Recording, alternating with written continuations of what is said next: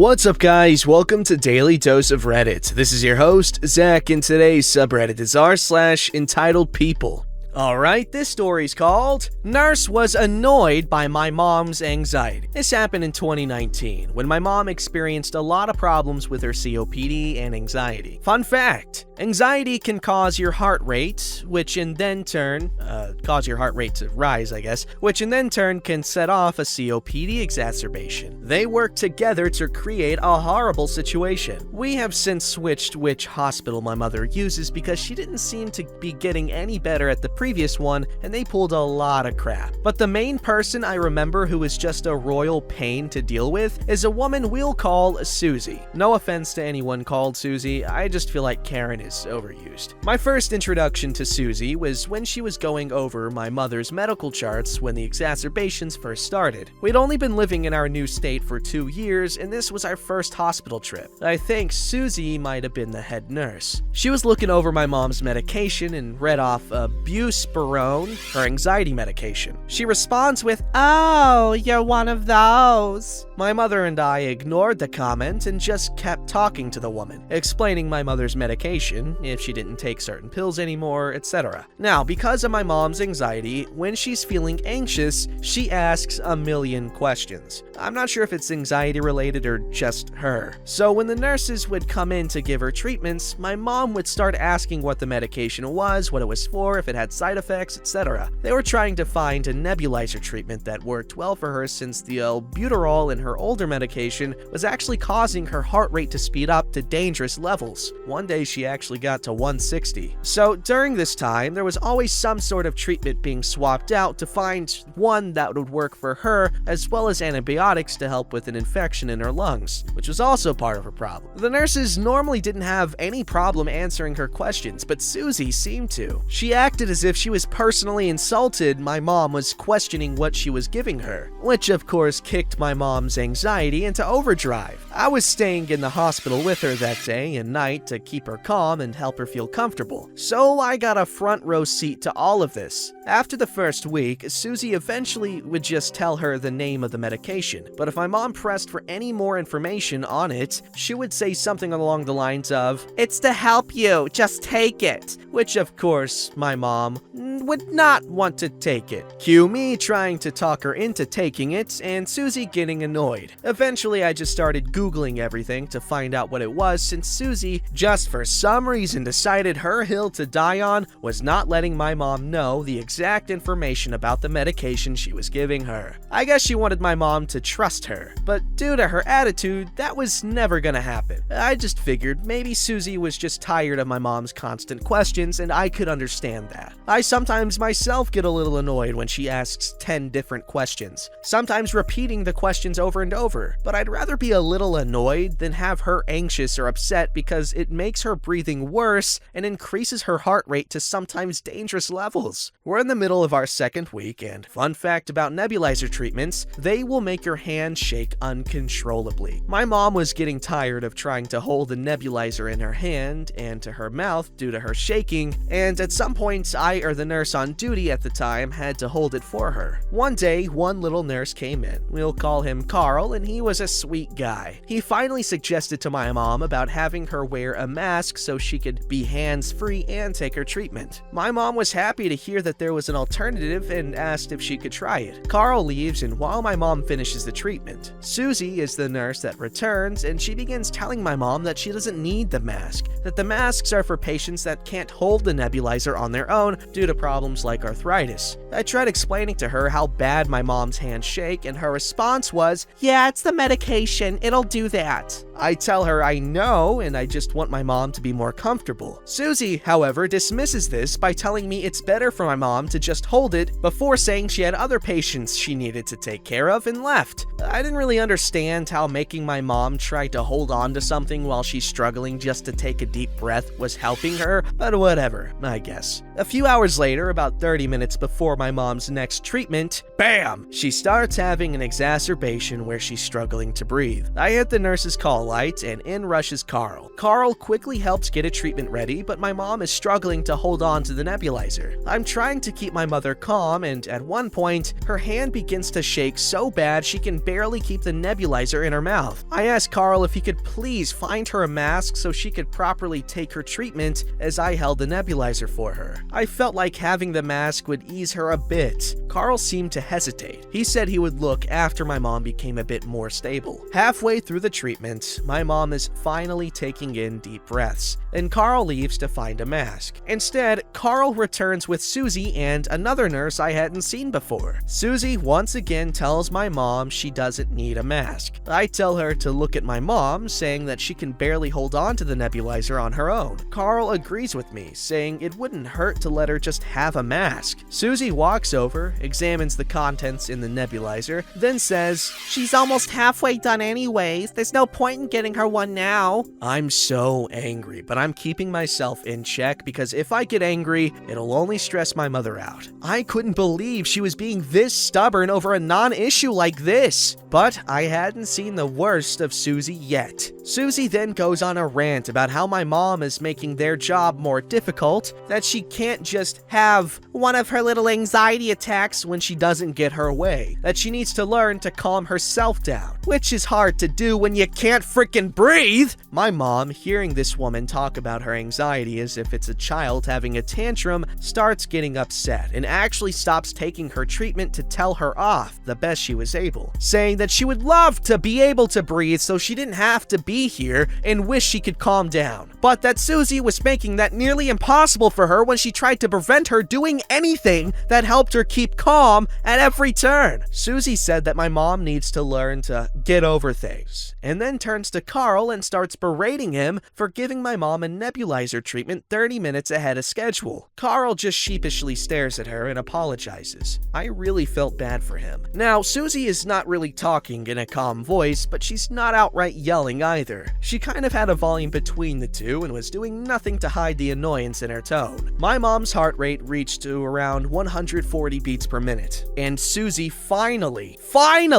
relented and allowed Carl to get her the mask attachment. My mom was able to go hands-free, leaning over and hugging onto her bed pillow as she calmed herself, her taking in a deep breath after so long and after such a stressful situation in my top 10 most relieving moments. The next morning, Susie didn't come in to let my mom know there was a shift change, which was odd as they normally do this so you can know who your nurse is. Instead, the nurse on the next shift comes in and goes to give my mom her buspirone. My mom stops when she sees the cup and asks why there's so many. I stand up and look into the cup. My mom normally took half of a buspirone, sometimes a whole one on her bad days. However, in the cup, there was 3 whole buspirones. The nurse looked on the computer and informed my mom her dosage had been upped, and then frowned, stating that she didn't know if it was a good idea if she should take that much, and if my mom didn't want to, she could see about lowering the dosage. I asked her who upped the dosage, and she told me it must have been whichever nurse was in charge of my mother's care before her shift started, meaning it was Susie. My mom joked about how she wanted to keep her calm by having her lay in bed daydreaming and drooling on herself, aka lay her out. But on the inside, I was quite angry. I know handling someone with anxiety can be a handful at times. I have anxiety myself, though I'm able to keep mine under control, unlike my mother. And I've had to keep my mother calm at her worst of times, and with the COPD combined with this, it isn't always an easy task. But this woman was being stubborn, at every turn refusing to do little things to help keep my mother's anxiety down. But now she was upping her medication because of it? No, not happening. When my mom was finally well enough to be released, Carl came to check on her and said goodbye. I told Carl I thought he was really sweet, but that I wouldn't be bringing my mother back. He frowned and asked if it was because of Susie. I told him yes. Carl shrugged it off and said, "Yeah, she can be pretty nasty to patients that have anxiety. I personally think that she thinks it's fake or something." Carl's words cemented my choice not to bring my mom back to that hospital. While I don't think Susie thought anxiety was fake, at least with her being a nurse, I would hope not, but she did act like dealing with people who had it annoyed her. I also doubt that if she didn't believe anxiety was a thing, then she wouldn't have upped my mom's medication dosage. Sadly, the next time my mom would have difficulties, the ambulance driver was afraid to drive to the other hospital I had chosen, as my mom was in bad shape and didn't want to risk the extra 20-minute drive, so we returned to that hospital again. We did have some trouble with some of the staff, as well as a very unpleasant experience, but I didn't see Susie at all during that visit. About 3 days in, I saw Carl and asked him about it. He said that Susie had quit to work at another hospital, and he didn't really know very many details about it. We did end up switching hospitals, and they helped my mom with her lung issues and went above and beyond. They set her up with a physical therapist. The amount of time spent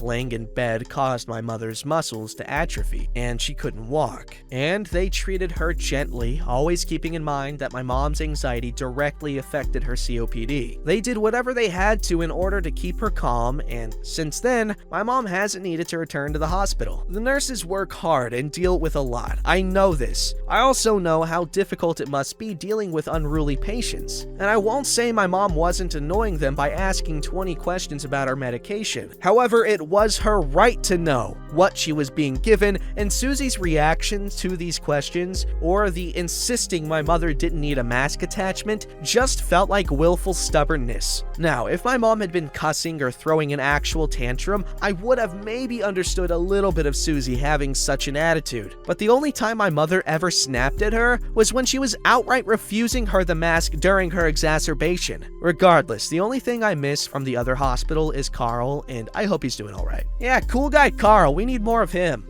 Less Susie though, she sucked. Sucky Susie versus cool guy Carl. The battle of the ages. Yeah, we're gonna be serving hot dogs with lots of relish and mustard. Relish, not so much actually. I'm not that huge of a fan, unless it's like a more sour as opposed to sweet relish, and like it has a bit of a texture, but like mustard is a must. Mustard is a must. I love mustard. It's my favorite condiment. I'm comfortably saying that now. I used to be scared of it. I used to be scared of mayo too, because you know like ketchup water and mustard water when you don't shake it? I used to be terrified that like one day I'd like squirt mayo and like mayo water would come out. But obviously that's not how it works, because like, you know, it's literally just like egg and oil emulsion. But anyway, mustard's like the best condiment, hands down. Alright, this story's called Entitled Resident at T5 Medical School Wants to Send Me Home Right After a Neurosurgery. Then, right after, I end up back in ER. So I went to a local hospital. It's the main hospital for a T5 school, so it's pretty good. All my doctors are incredible. Now, I go in for a normal brain surgery. Normal, yeah, of course. I have an implant in my skull attached to my brain to control seizures. This surgery wasn't to do much besides replace the device in my skull, not change the connectors to my brain. They did a fine job. Then wake up, and after the anesthesia wears off, I'm told, "You can go home now." I was thinking, what? Who are you? She responds, "I'm the doctor," under obviously means resident, "doctor who did my neurosurgery. We think you can go home now." But I've only been off anesthesia for 40 minutes. "Yeah, but you're a healthy young man," male 22. "Just take the painkillers and follow the plan we set up. You'll be fine." My mom gets pissed and argues. The resident lies to my neurosurgeon and says my mom was demanding to speak to him. He still had like 10 more surgeries. He gets mad and my mom is shocked. This resident cut the cord from the start. They say I agreed to leave, but that was because of the pressure from the resident. My mom argues that I was rushed while recovering from anesthesia and surgery. I get an outpatient bed because of my mom and sent home the next morning. Then I get screwed up and end up in the ER 20 hours later. My mom is pissed. "He had neurosurgery. You should have watched him for a full day and this could have been prevented." "Well, ma'am, we did some tests yesterday." First day in the ER. "Now we see it's a neurological issue, not a neurosurgery, so we're sending him home. Also, we need these post-surgery beds for critical cases." Guess who? The same resident. My mom is furious. Like, seriously, that statement coming from this doctor ignited her. She yelled, "If you determined it's neurological during his first day in the ER, why are you discharging him today? Send him to neurology or I'll file a complaint on you, and we both know what patient neglect complaints can do to a resident's future. This doctor gets scared and sends me to neurology for the next 4 days where I actually get helped. But seriously, this hospital was fine, but this resident, who had just finished medical school, had such a superiority complex she tried to shove me out regardless of what I said. Like, I don't feel well this way or that way. Jeez, man, this is scary. Like, people could just do that. Like, doctors and everything. Wow, both of these are medical related. That's crazy. But like, both of these stories are incredibly concerning because you don't know what you're gonna get when you go to a hospital, unless it's like some sort of like fancy schmancy hospital for like rich kids. But like, what about the poor kids? They don't have much of a choice, especially if you're poor. They give less of a crap about you. I'm sorry, that's just how it is. Don't forget to like, subscribe, and hit that bell to never miss an episode.